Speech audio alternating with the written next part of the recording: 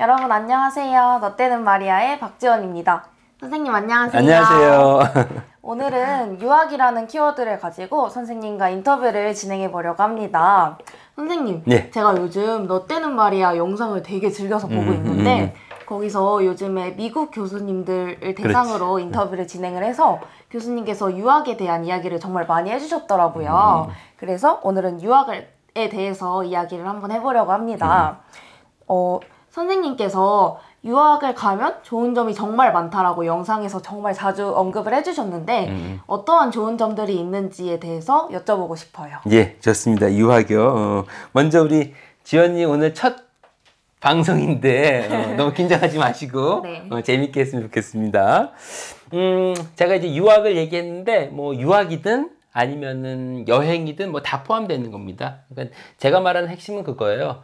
우리나라 안에서만 머물지 말고 다양한 문화권, 세계에 나가서 다양한 문화를 접해보자. 이제 이런 게 핵심입니다. 일단 그게 핵심이고요. 그런 과정 속에서 내가 어떠한 지향하는 목표를 설정을 했다면은 그 목표를 이루기 위한 방법으로 꼭 국내가 아니라 해외도 한번 생각해 보자라는 거거든요. 이제 그런 점에 대해서 이제 말씀을 드릴게요.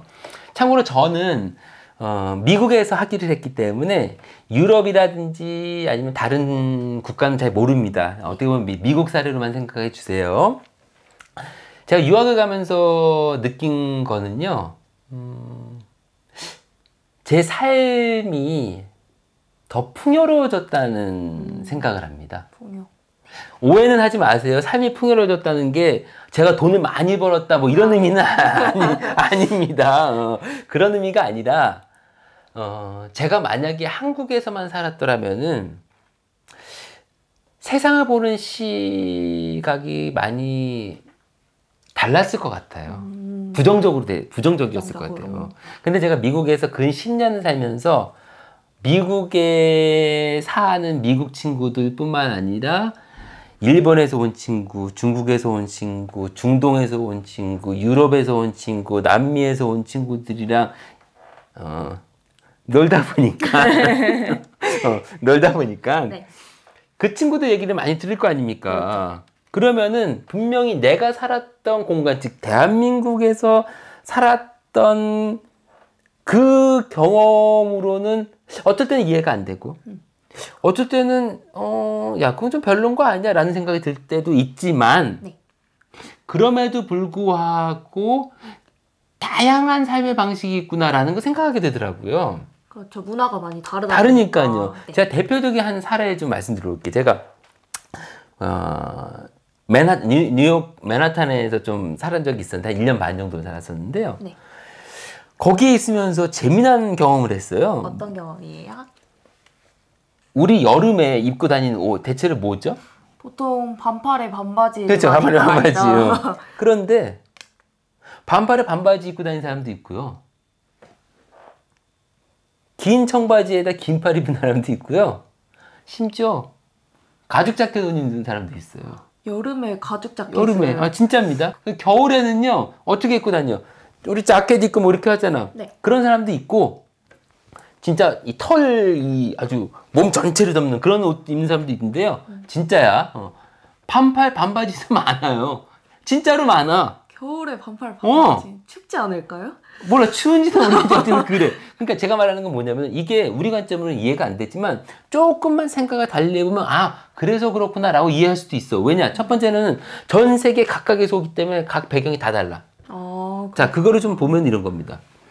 정말 뜨거운 아프리카에서 살던 사람이 한 30도 되면은 그 더울까요? 정말 우리가 생각하는 것처럼? 우리나라 사람들이 느끼는 거에 비해서는 상대적으로 좀 덜하겠죠? 네. 아니면은 예를 들면 저 북반구 아니면 저 남반구 아주 추운 지역에서 온 사람은 뭐 영하 1, 2도가 뭐 추위로 느껴질까요? 전혀 그렇게 뭐 이런 안 것들. 느껴져요. 비를 한 번도 보지 않은 사람들. 그런 건조 지역에서 온 사람도 있을 거 아닙니까? 네. 그럼 그 비가 얼마나 소중하겠습니까? 그러니까 이런 식으로 그 사람들의 배경에 따라서 다 다른 거야. 그거를 갖다가 우리는 한국에서만 태어나서 자라고 친구들도 다 그런 사람들이기 때문에 우리는 너무 획일화돼 있어. 모든 게 다 똑같아. 하나야 그냥. 그러니까 그게 나쁘다는 게 아니라 그런 삶도 있지만 다른 삶도 있다는 것을 알고 그러한 사람들이랑 얘기를 하고 대화를 하면서 느끼는 게 제가 말하는 삶이 풍요로워진다. 즉 다양한 경험, 다양한 문화 접하는 것이 나에게 있어서는 많이 성장한 게 한 것 같아요.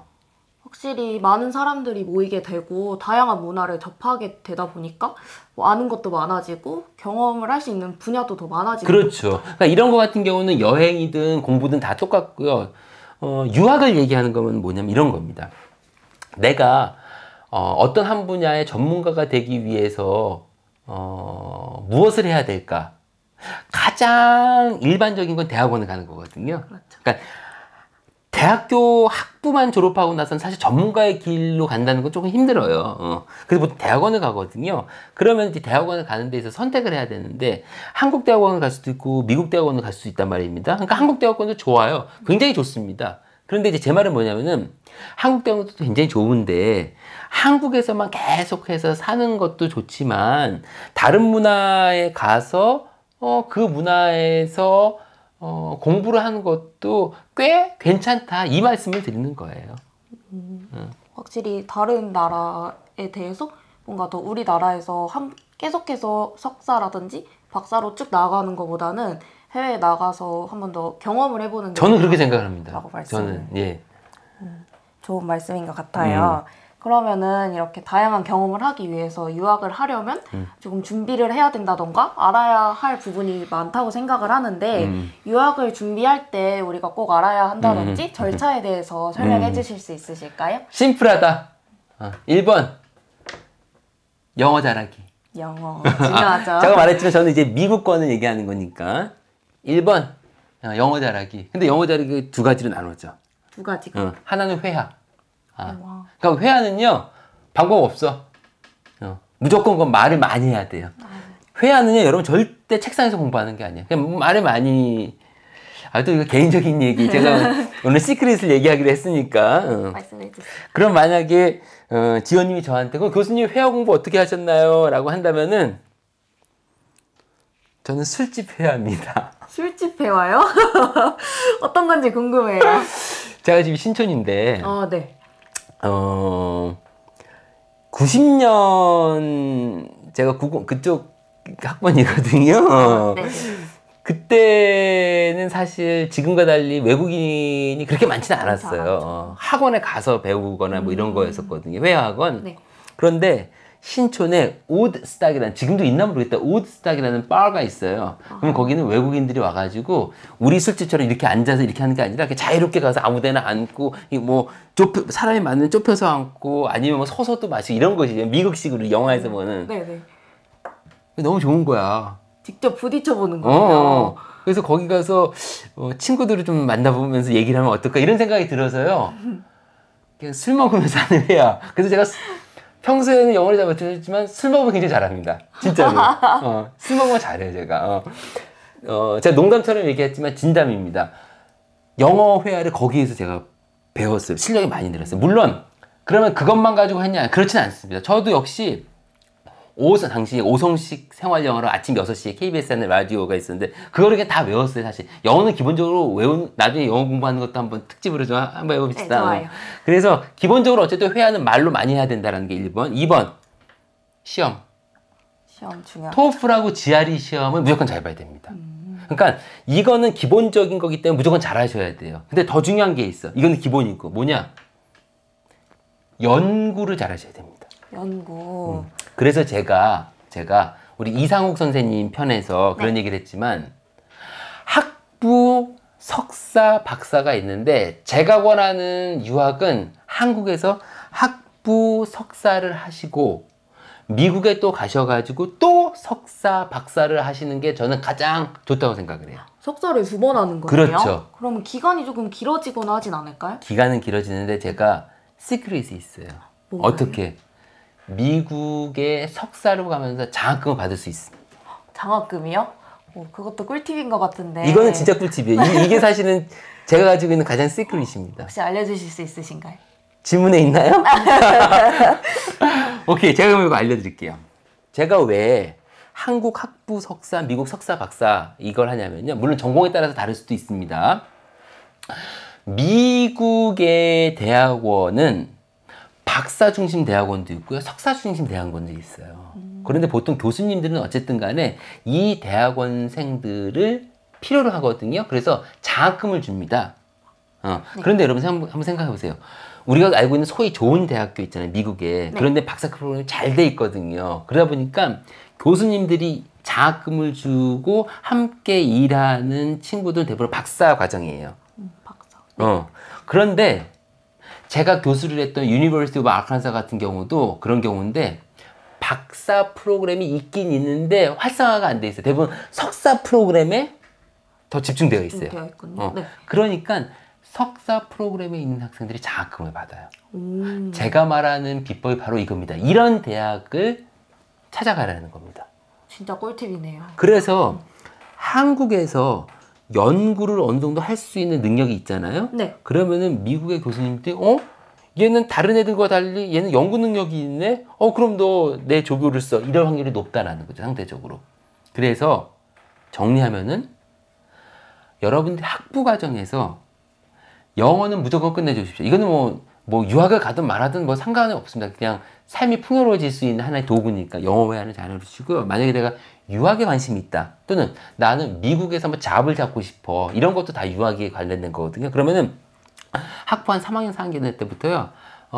교수님들이 이제 랩이 있어요. 그런 데 들어가셔가지고 랩원으로 활동을 하십시오. 학부 랩원으로부터 시작할 수가 있거든요.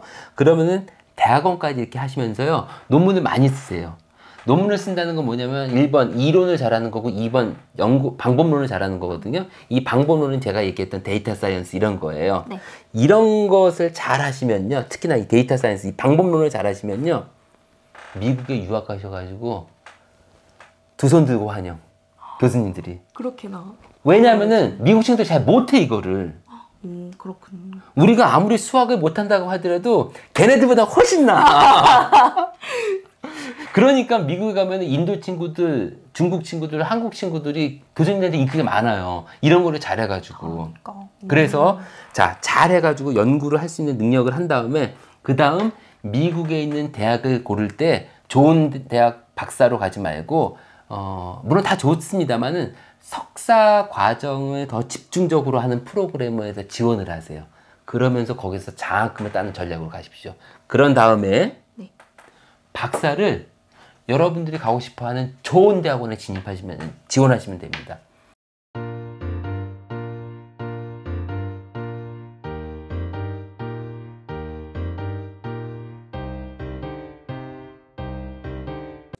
영상이 유익하셨다면 구독, 좋아요, 댓글과 알림 설정까지 부탁해요.